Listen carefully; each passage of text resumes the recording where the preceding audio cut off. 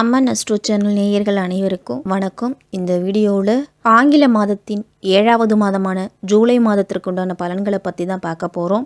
1ஆம் தேதி முதல் 31ஆம் தேதி வரைக்கும் இருக்குது. இந்த ஜூலை மாதத்தில் 4 முக்கிய கிரகங்களோட பயிற்சி அப்படிங்கிறது இருக்குது. அதனால் எந்தெந்த ராசிக்காரர்களுக்கு செல்வம், புகழ், மரியாதை இது எல்லாமே கிடைக்க போகுது அப்படின்னு விரிவாக பார்க்கும். ஜூலை மாதத்தில் சுக்கிரன், சூரியன், செவ்வாய், புதன் அப்படின்னு 4 கிரகங்களோட பயிற்சியும் பல விதத்திலையும் 12 ராசிக்காரர்கள் மீதும் தாக்கத்தை ஏற்படுத்தலாம். இந்த ராசிக்காரர்கள் இந்த மாதத்துல சற்று கவனத்தோடு இருக்கணும் அப்படின்னு பார்ப்போம். சூரியன் மிதுன ராசியில ஜூலை மாதம் 17ஆம் தேதி வரைக்கும் இருக்கிறாரு. அதன் பிறகு கடகத்துக்கு போறாரு. செவ்வாய் மேஷ ராசியில ஜூலை மாதம் 11ஆம் தேதி வரைக்கும் இருக்கிறாரு. அதன் பிறகு ரிஷப ராசிக்கு போறாரு. புதன் கடக ராசியில இருக்கிறாரு.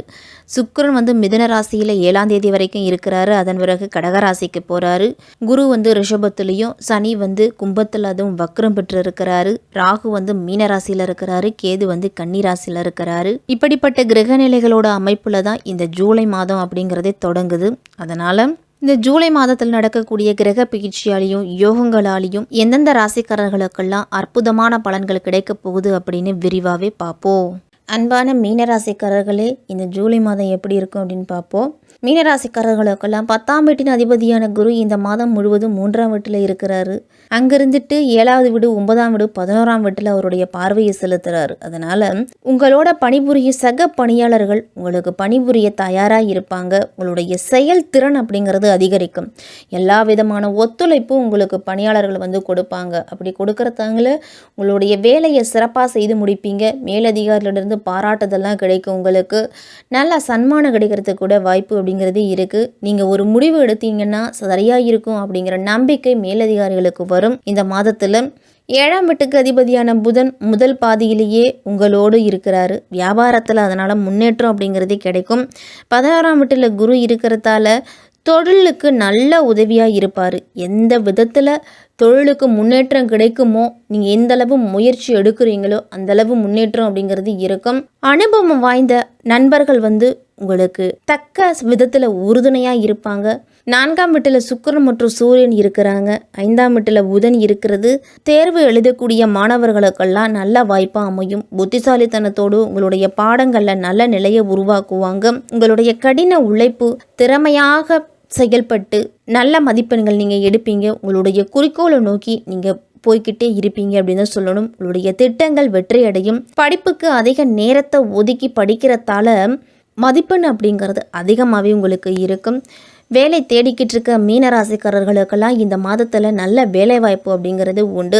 செவ்வாய் 2ஆம் வீட்டில் அது சொந்த ராசியில் இருக்கும் பொழுது குடும்பத்தில் பலத்தை காமிப்பார். அதனால் பரஸ்பர அன்பு, அந்யோன்யம் இதெல்லாமே அதிகரிக்கும். இருந்தாலும் 2ஆம் வீட்டில் சனியின் வக்ர நிலை இருக்குது.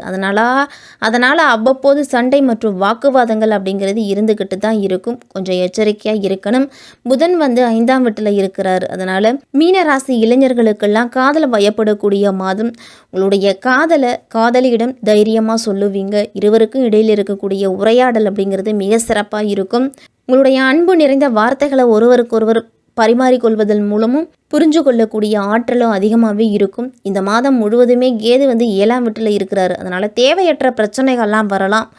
வாழ்க்கை துணையை பற்றி உங்கள் மனதில் தவறான புரிதல் அப்படிங்கிறது வரும். சில சந்தேகங்கள், சில பிரச்சனைகள்லாம் வரும். அப்படிங்கிறதால எந்த விதமான தயக்கமும் இல்லாமல் இருக்கிறது தான் நல்லது.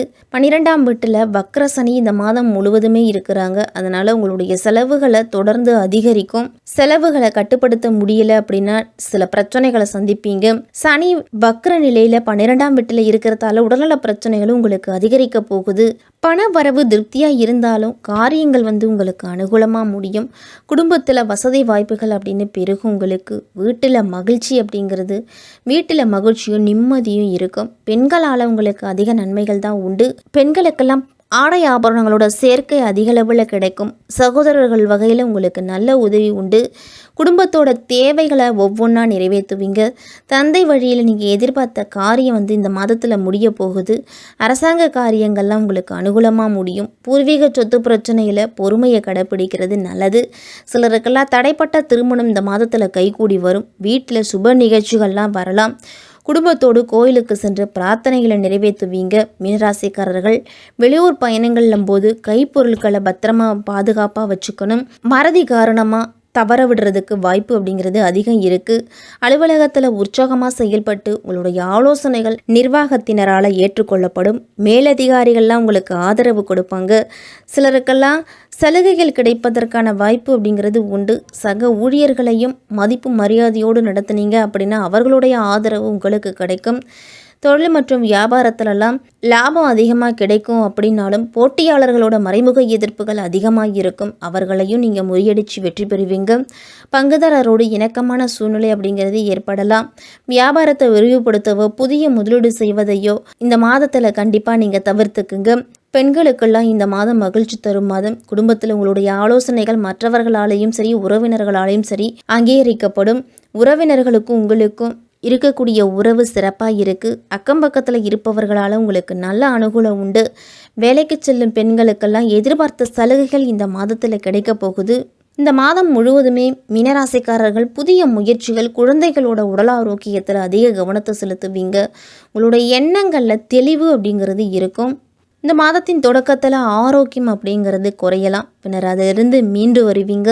தேவையற்ற அலைச்சல் இதெல்லாமே இருக்கும். மொத்தத்தில் தகவல் தொடர்பு துறைகளில் தகவல் தொடர்புகளில் கவனமாக இருக்கணும். போதுமான தூக்கம் இல்லாததால் உடல் ஆரோக்கியம் அப்படிங்கிறது பாதிக்கப்படலாம். பொதுமக்கள் மற்றும் நண்பர்களுடனான உறவு இந்த மாதத்தில் சிறப்பாக இருக்காது. வீடு வாகனங்கள் தொடர்பான செலவுகள் அப்படிங்கிறது அதிகமாக இருக்கும். மனைவி மற்றும் நண்பர்கள் தொடர்பான செலவுகள் அதிகரிக்கிறதுக்கு வாய்ப்பு அப்படிங்கிறது அதிகமாக இருக்குது. ஆன்மீகத்தில் நாட்டம் அப்படிங்கிறது அதிகமாக வரும். எதிர்பாராத மருத்துவமனை செலவுகள் அப்படிங்கிறது இந்த மாதத்தில் வரலாம். கடன் சுமை அப்படிங்கிறது சற்று குறையும். எதிரிகளால் உங்களுக்கு வெற்றி அப்படிங்கிறது கிடைக்கும். குடும்பத்தோடு இந்த மாதத்தில் சிறு பயணம் சுற்றுலாலாம் சென்று வருவீங்க. அவர்களோட நல்வாழ்வுக்கு முன்னுரிமை அளிப்பது முக்கியம்தான். தம்பதியர்களுக்கிடையே நெருக்கம் அப்படிங்கிறது ஏற்படும். அதுவே தாம்பத்திய இன்பத்திற்கு வழிவகுத்து கொடுக்கும். மீனராசிக்காரர்களுக்கெல்லாம் குடும்ப அழுத்தம், பதட்டம் இதெல்லாமே உங்களுடைய உறவை பாதிக்கலாம். குடும்பத்தில் நிதி சார்ந்த விஷயங்களில் சில வாக்குவாதம், தவறான புரிதல் அப்படிங்கிறது இருக்கும். இது உறவு சிக்கல்களை சமாளிக்கிறதுக்கு, தைரியமான அணுகுமுறையை மேம்படுத்துறதுக்கும் நீங்கள் புத்திசாலித்தனத்தோடு செயல்படணும்.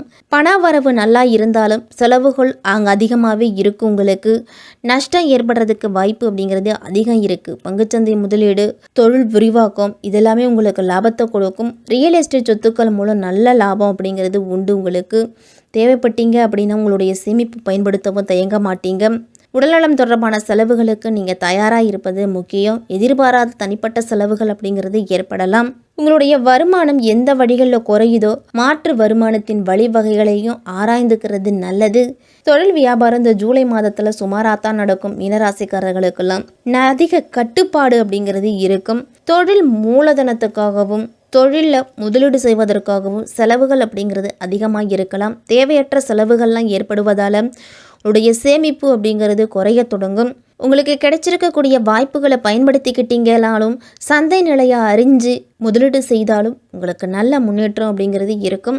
ஆரோக்கியமற்ற உணவு பழக்க வழக்கத்தால் வயிறு உபாதைகள், வயிற்று பிரச்சனைகள் அதிகமாகவே இருக்கும். உடல்நிலை அப்படிங்கிறது சீராக வச்சுக்கோங்க. பெரிய வியாதி எதுவும் இருக்கிறதுக்கு வாய்ப்பு இல்லை. இருந்தாலும் வயிறு தொடர்பான பிரச்சனைகள் அதிகமாக வரும். உணவு உட்கொள்ளும் பொழுது எளிதில் ஜீரணம் அடையக்கூடிய உணவுகளை அதிகம் எடுத்துக்குங்க. மாணவர்களுக்கெல்லாம் போட்டித் தேர்வுகளில் கலந்துக்கிட்டீங்க அப்படின்னா வெற்றி உங்களுக்கு தான். புத்திசாலித்தனமாகவும் சாமர்த்தியமாகவும் நீங்கள் செயல்படுவீங்க. விளையாட்டு போட்டியில் பங்கு பெறும் பொழுது காயங்கள் ஏற்படுறதுக்கெல்லாம் வாய்ப்பு இருக்குது. அதனால கவனத்தோடு இருக்கணும். படிப்புல மட்டும் உங்களுடைய கவனம் அப்படிங்கிறது இருக்கணும். மற்ற பொழுதுபோக்கு அம்சங்கள்ல உங்களுடைய கவனத்தை ஈடுபடுத்துவதை தவிர்த்துக்கிட்டாலே படிப்புல நல்ல மதிப்பெண் அப்படிங்கிறது எடுக்க முடியும். மீனராசிக்காரர்கள் அனைவருமே மீனராசிக்காரர்களுக்கு இந்த மாதம் முழுவதுமே செவ்வாய்க்கிழமையில் முருகனை வழிபட்டுட்டு வந்தீங்க அப்படின்னா உங்களுக்கு பொருளாதார ரீதியாக நல்ல முன்னேற்றம் இருக்கும். தடைகள், தடங்கல்கள் இதெல்லாமே நீங்கும்.